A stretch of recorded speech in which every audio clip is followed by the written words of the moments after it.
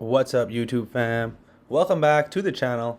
I know yesterday I dropped a video on how it's possible to make 100% per month selling options, but ultimately this video is going to be about how to actually quit your job selling options, the most reliable strategy in my opinion, and I'm going to discuss why I think selling cash secured puts is ultimately still going to be the #1 strategy. Now, here's the thing, guys, right? Here's the real reason why I personally think selling cash secured puts will beat basically everything, right? So let's look into this SoFi play that we're in right now.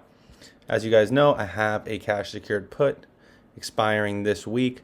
And ultimately, the reason why cash secured puts, in my opinion, will remain king in terms of option selling strategies is because, if you're buying calls, if you're selling calls against a leap, right, the problem is there's still so many things that can go wrong, right? A move like this can obviously do bad things to your leap. Obviously, you get to collect on the call that you sold. But to my knowledge, now please correct me if I'm wrong, but I had someone telling me about this today, that you can't sell calls lower than your strike price on a leap. Now again, please, if anyone knows the truth to this, I would love to know. But that's what I've been informed. So if you do buy leaps and then it starts dumping, the issue is, right, if it gets way below the strike of your original leap, you won't be able to even sell calls against it because the premiums will either be too low or you'll be so far that it's just not worth it, right? So with that being said, cash secured puts, the reason why we love cash secured puts is because you have time on your side, right? Time is basically undefeated. Father Time will always win. And when you're buying options, the issue is you are relying on it to move in your way with way too much confidence, right? Like, for instance, I've been in this Con L play for a month, maybe even 2 months. I did not anticipate being in this position this long, right? But if I was buying options, right, against the options I was selling, in a lot of ways I'd be getting screwed because of the fact that these options, that the leaps I bought, would potentially be deteriorating. Now, I do understand the simple fact that if you buy a year and a half, 2 years out, then, it doesn't deteriorate, it doesn't decay as much. But with that being said, had it start dumping and your plan was to sell calls against the leaps, then it wouldn't work. Now, please, again, fact check this. Tell me if I'm wrong, because if you can actually sell calls below your strike, then the leap strategy would still be better. Or not better, but, it would be much better than I anticipate, right? Because if you can't sell calls below your strike and the market continues to dump, you might be in a really rough position of just waiting and then ultimately it decaying until you lose all your money. Now, when you sell puts, you're never going to be in that position, right? The beautiful part is time is on your side, because as you guys can see, right now Connell's at 43.50, my strike is 45. So if it expires, right, on February 22nd, 21st, below 45, then I buy at 45. So even if it got to 25, right, I'd still be buying at 45. Now, the beautiful part is you can roll, right? At this point, if I wanted to roll into March, all I would need would be to pick a option where the premium is higher than my current, which in this case I can go as low as the 43, in which case I will collect $220 to then lower my strike $2, right? Which keep in mind it's 400 shares.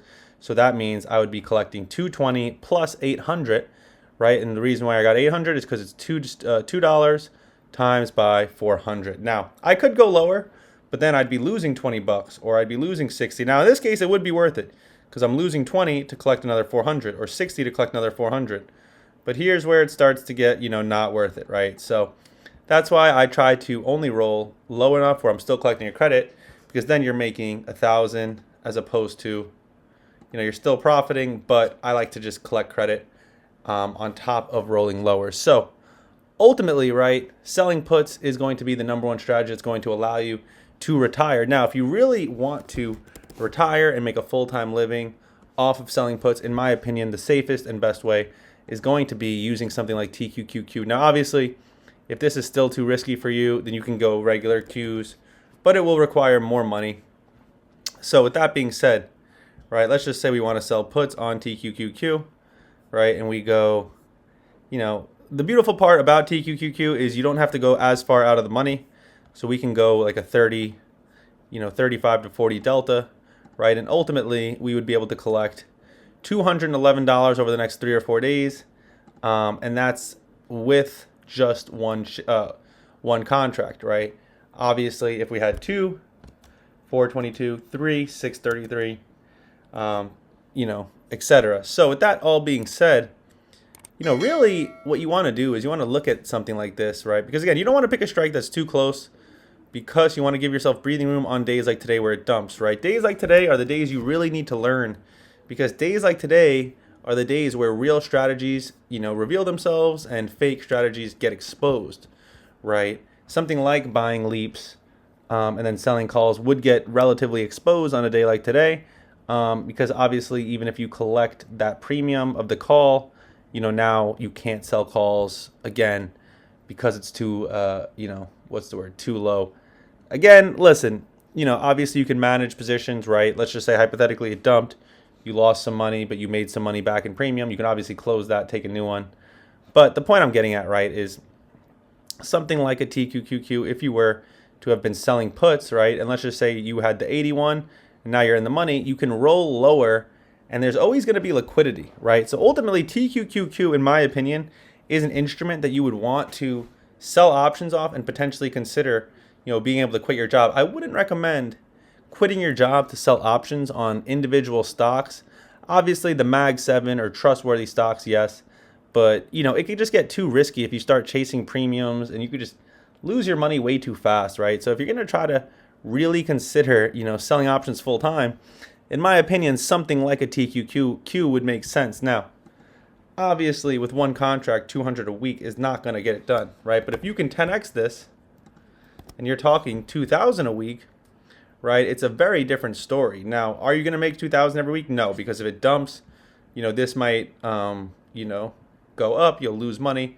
But the beautiful part is you're always going to have the ability to roll, right? Look at this number, 77.50 to 11. If we go even 11 days out instead of 4, the 77.50 is now worth $3.05. The 211, you can roll all the way down to 75. Now, that might not seem like a lot. It's only $2.50.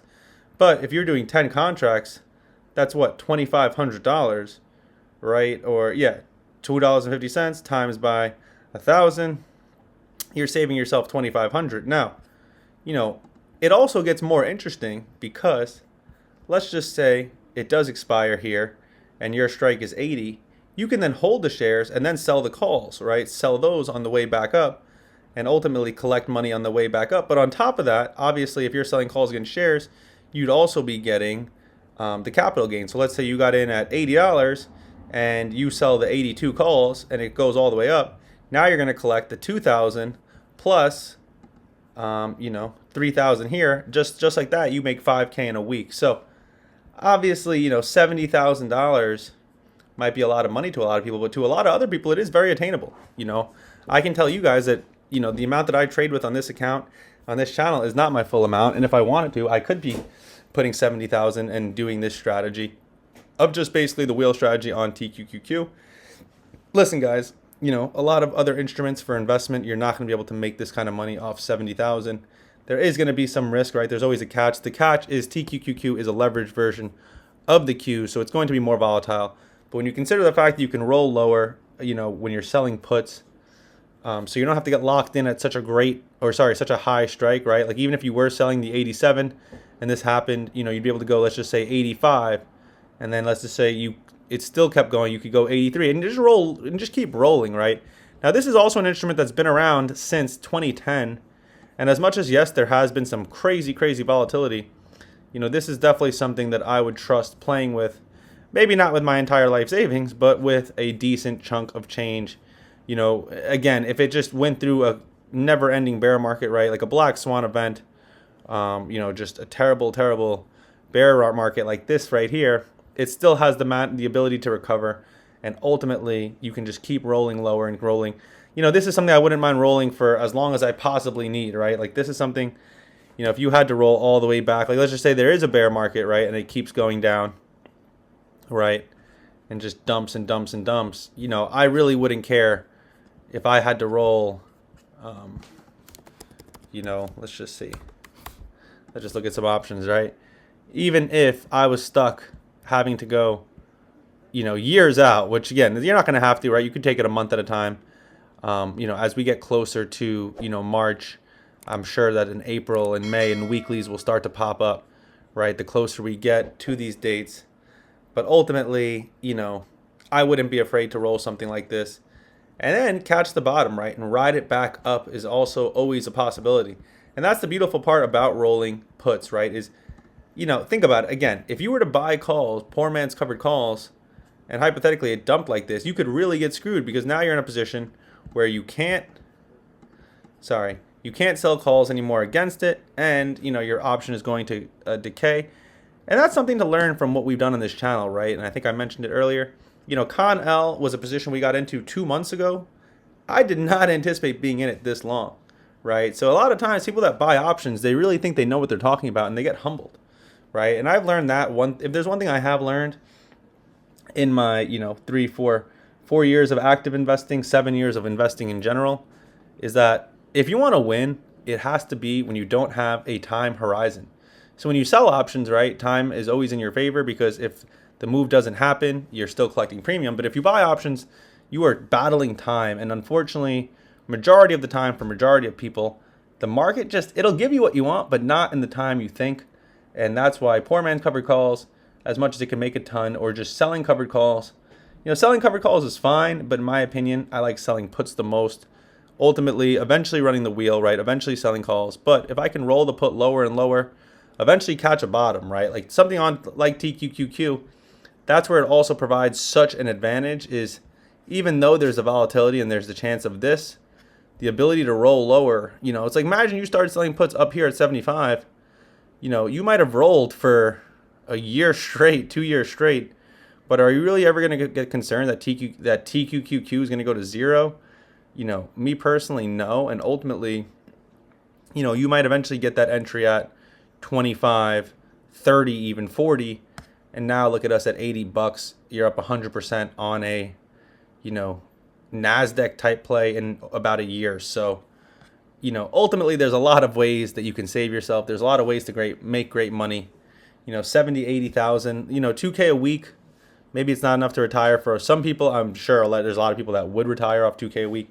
Ultimately, I don't think anything involving trading or stock, investing should become ever your full-time source, right? There's a reason why majority of the traders that you see on social media sell courses or do other things. And I think everyone watching this should strive to keep that as well. But I think 70K or 80K with selling options on something like TQQQ where you can make 2K a week is definitely an amount that I think can sustain a lot of people.